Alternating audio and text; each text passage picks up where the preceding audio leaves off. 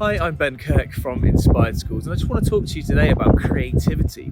And are we stifling creativity when we're teaching specifically in PE? Now, this is prompted by an article that I read where it suggested that children aren't as creative as perhaps they used to be. And I can certainly relate to this when I was a child growing up, that we didn't have as much technology as there is today. Certainly YouTube and Netflix and things like that weren't available.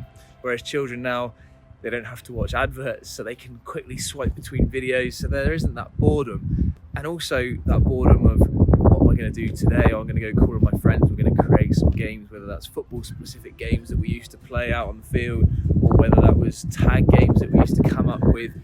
Are children given the opportunity to be creative enough within PE lessons? And I would argue perhaps not. We're sometimes too prescriptive with what we want the children to learn, and giving them a bit more freedom to explore and come up with their own solutions to problems is a really good way for them to firstly enjoy the lesson more, but secondly to come up with their own unique ways of doing something. And even a skill such as rolling. I once took a CPD lesson, and it was only rolling a ball for year ones.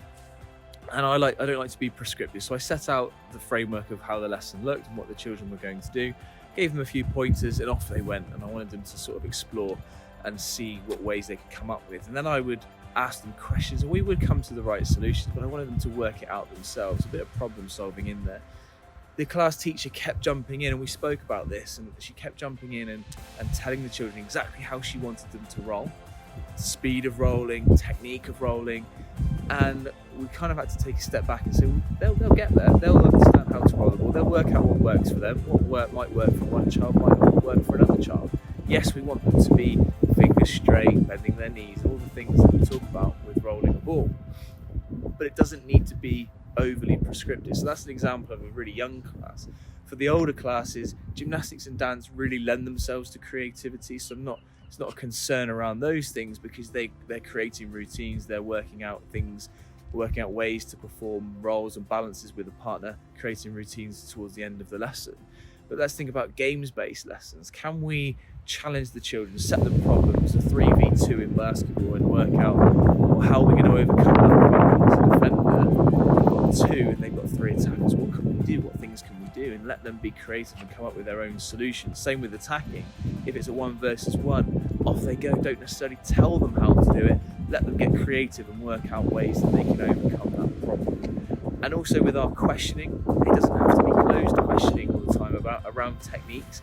It can be around creativity, to give the children opportunity to think about different solutions where they can overcome them. Ask them open questions so that they can really explore and really go deep into these things and start bringing a bit more creativity back into our lessons. So be less prescriptive with our lessons, and give the children a bit more freedom. Let them enjoy themselves as much as possible, be creative,